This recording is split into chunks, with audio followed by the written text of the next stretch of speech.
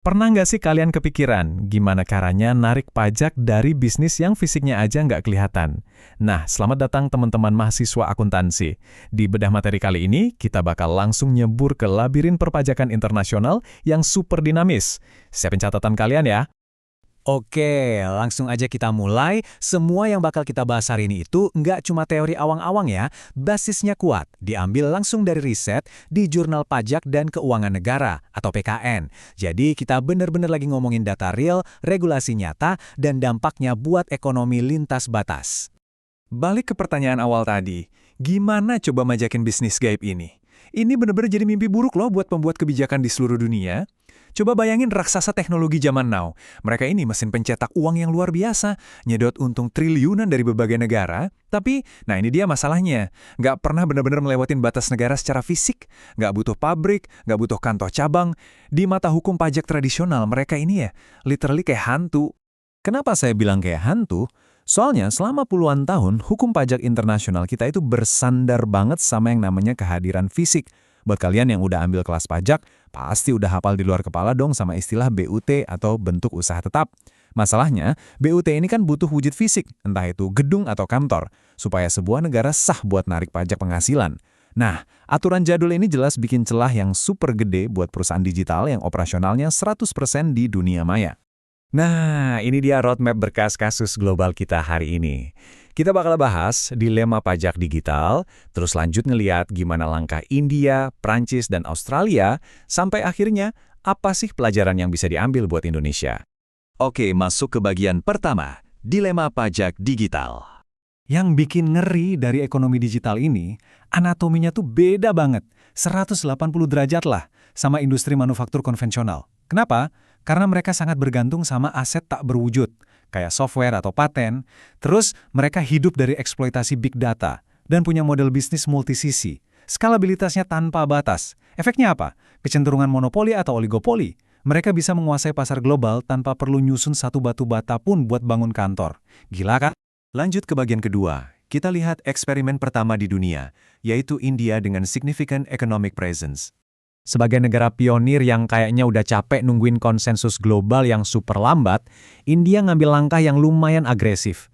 Mereka bikin yang namanya equalization levy. Tarifnya 6%, targetnya jelas, mereka memajaki penghasilan dari penyediaan ruang iklan online dan layanan digital yang dilakukan sama wajib pajak luar negeri.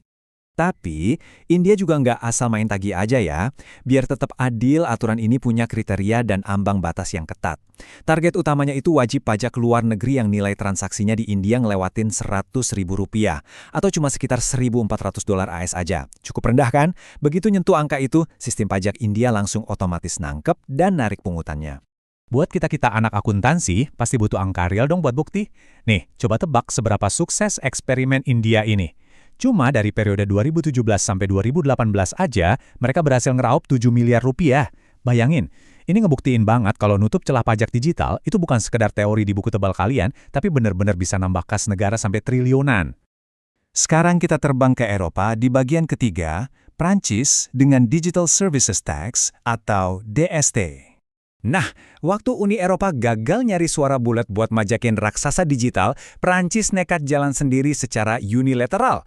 Mereka ketok palu buat nerapin tarif 3%. Tapi, nah ini yang bikin heboh, 3% ini diambil langsung dari pendapatan kotor di Prancis loh, bukan dari laba bersih. Kebayangkan kontroversialnya? Jadi gini poin krusialnya, Prancis emang sengaja bikin ambang batas yang tinggi banget, biar startup yang baru merintis nggak ikutan kena jaring, syaratnya 2. Total omset global harus di atas 750 juta euro, dan omset khusus di Prancis harus lebih dari 25 juta euro. Aturan ini tuh ibaratnya sniper yang udah dikalibrasi presisi buat nembak segelintir raksasa multinasional, raksasa yang main di antarmuka digital dan iklan bertarget. Gara-gara aturan ini, dunia langsung kebelah jadi dua kubu. Kubu yang pro ngerasa ya emang wajah dong narik pajak di tempat di mana data pengguna itu ngebentuk nilai ekonomi. Fair kan? Tapi di sisi lain, kubu kontra yang dipimpin Amerika Serikat langsung protes keras. Buat mereka, majakin pendapatan kotor itu riskan banget memicu pajak berganda. Saking panasnya tensi waktu itu, Amerika Serikat sampai ngancam ngasih tarif balasan buat barang-barang impor dari Prancis. Seru banget kan dramanya? Lanjut ke bagian 4. Kita meluncur ke Australia untuk bahas Goods and Services Tax mereka. Kalau India dan Perancis milih bikin aturan pajak jenis baru yang agak-agak ngajak ribut, Australia milih jalan yang jauh lebih smooth. Mereka cukup memperbarui sistem pajak konsumsi yang udah ada, yaitu narik GST sebesar 10% buat produk digital, layanan online, dan barang bernilai rendah. Sistem yang diupdate ini pinter banget sih. Lewat aturan ini, entitas luar negeri dipaksa buat daftar, narik, dan setor GST kalau omset penjualan tahunan mereka di Australia nyentuh angka $150.000 Australia buat organisasi nirlaba atau $75.000 Australia buat yang berorientasi laba. Intinya, repotnya administrasi itu digeser sepenuhnya ke pundak si platform asing. Pemerintah tinggal terima beres. Coba deh dengerin kutipan dari mantan bendahara Australia Josh Frydenberg ini. Dia bilang bisnis yang sangat terdigitalisasi dapat memperoleh nilai dari data pengguna tanpa modal fisik yang signifikan di negara tempat pengguna berada. Kutipan ini benar-benar hit the nail on the head. Ini bukti nyata kalau sistem pajak tradisional kita tuh mudah kewalahan ngejar era digital. Nilai yang luar biasa besar bisa tercipta tanpa ada bentuk fisik sama sekali, dan aturan pajak global diwajibkan buat berevolusi. Masuk ke bagian kelima, sekaligus yang terakhir, pelajaran bagi Indonesia. Terus, dari semua eksperimen negara-negara tadi, Indonesia posisinya di mana sih? Menurut temuan di jurnal, lewat PMK nomor 48 tahun 2020, otoritas pajak kita ngambil rute yang cukup pragmatis dan main aman, yaitu nerapin PPN buat barang atau jasa digital dari luar daerah pabean. Ini logikanya mirip banget sama Australia tadi. Pajak konsumsi itu jauh lebih praktis dan gampang dieksekusi, ketimbang kita langsung maksa narik pajak penghasilan. Tapi ingat teman-teman, PPN ini baru babak pertama. Kedepannya ada beberapa rekomendasi kebijakan yang penting banget. Pertama, efektivitas PPN yang udah jalan ini wajib dievaluasi terus.